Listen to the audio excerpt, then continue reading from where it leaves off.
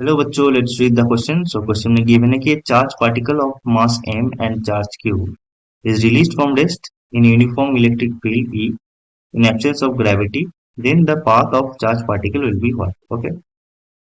So path of the charged particle कैसा होगा ये हमें फाइंड करना होगा. So इस क्वेश्चन का की कॉन्सेप्ट पहले डिस्कस कर लेते हैं. की कॉन्सेप्ट क्या होगा? That is motion motion of a charged particle, motion of a charged particle in presence of in presence of electric field.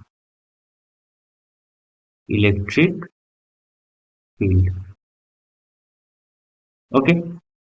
ना यहाँ पर क्या गिवन है कि एक चार्ज पार्टिकल है Q, ठीक है, जिसका let's say this is the charge particle जिसका मास हमें m गिवन है. ठीक है. क्या गिवन है कि इसका initial velocity is zero because it is initially at rest, so u हमें जीरो गिवन है. ठीक है ना. यहाँ पर एक इलेक्ट्रिक फील्ड है, तो इलेक्ट्रिक फील्ड के कारण में एक फोर्स एक्ट करेगा, दैट इज एफ ई. ठीक है, on the charge particle. So force acting on the charge particle due to electric field क्या होता है, that is equal to Q into E. ठीक है. तो अगर इसको सो नेट फोर्स क्या हो गया, net force is equal to Q E is equal to so Q E is equal to mass into acceleration. ठीक है. तो इस केस में हम क्या बोल सकते हैं कि acceleration acting on the charge particle is Q E by M.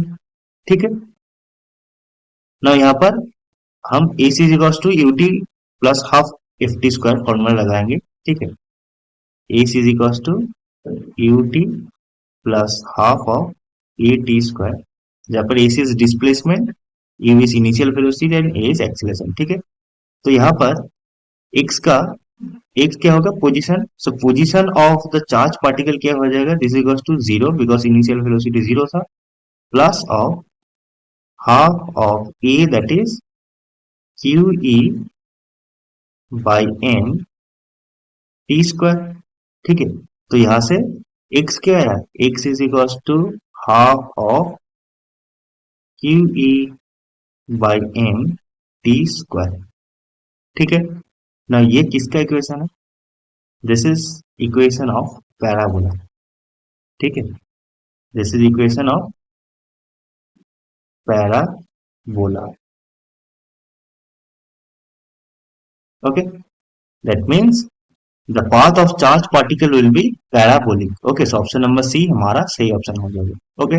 Hope you understand it. Best of